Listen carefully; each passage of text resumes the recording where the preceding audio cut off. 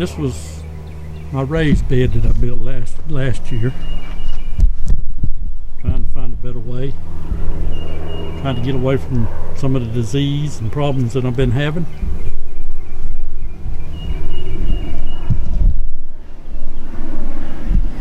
And I would say it was full last year. 4 tomato plants, a bunch of pepper plants. Cucumbers did real well, except for the bugs, the worms eating them up. All in all, I'd say I probably got $10 or $12 worth of vegetables out of that in return for about $150 investment. But it's still there. I've got some more stuff in there, and I've got room to plant a few more things, so we'll see if it'll do a little better this year. The cost won't be so much, spread out over 2 or 3 years, I know. So I'm trying the straw bale experiment here. Never done this before, but I did all the prep work. Hit them with nitrogen several times, and then regular fertilizer, monitored the temperature, everything went like it's supposed to. You see there's a ton of wheatgrass growing out of it too. I don't suppose that's going to hurt anything. So we'll see if I get anything back out of that. And you notice there was 4 more of them in the garden. I got some watermelon seed I put in one of them, and they came up. I put some tomato seed in one of them, and I haven't seen any sign of them coming up yet. So I may just grab some plants somewhere and put in the others. At any rate, it'll be good organic material to cut back into the soil over there. So we'll see how it does.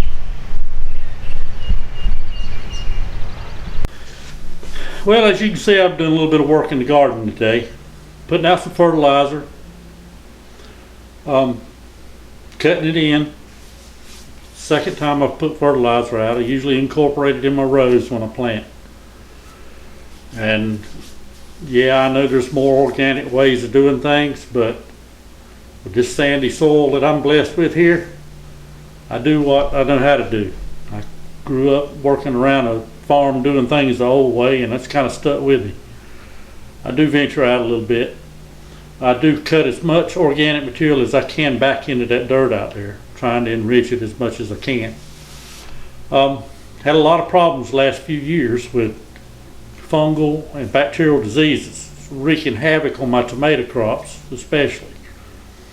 But it's affected other things like my squash and my cucumbers.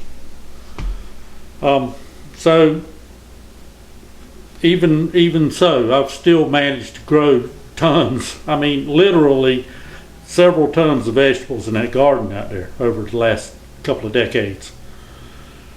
So have a good year with this year, and next year that does bad. You know, it kind of moves around. I guess it's the same for everybody in that regard. So last year I built a raised bed.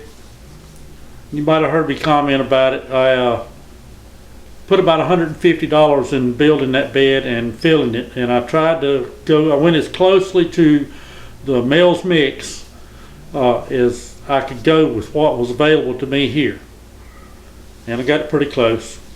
And for the most part it did pretty well as far as the growth of the plants and everything. Cucumbers did fantastic, but the worms ate them up. I couldn't keep the worms out of them. I didn't spray until the very end, and it was too late then. Got a few tomatoes out of it, a few peppers, not many.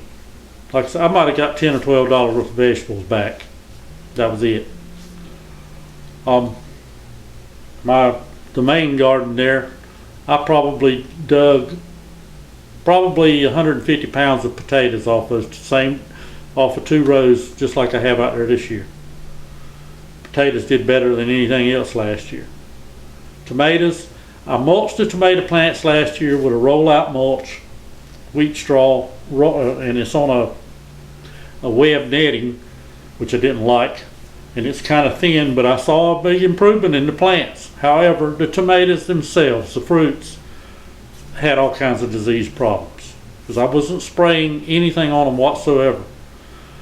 So this year I'm doing things a little differently. I've mulched heavily under all the tomatoes, and I've sprayed, let me see here,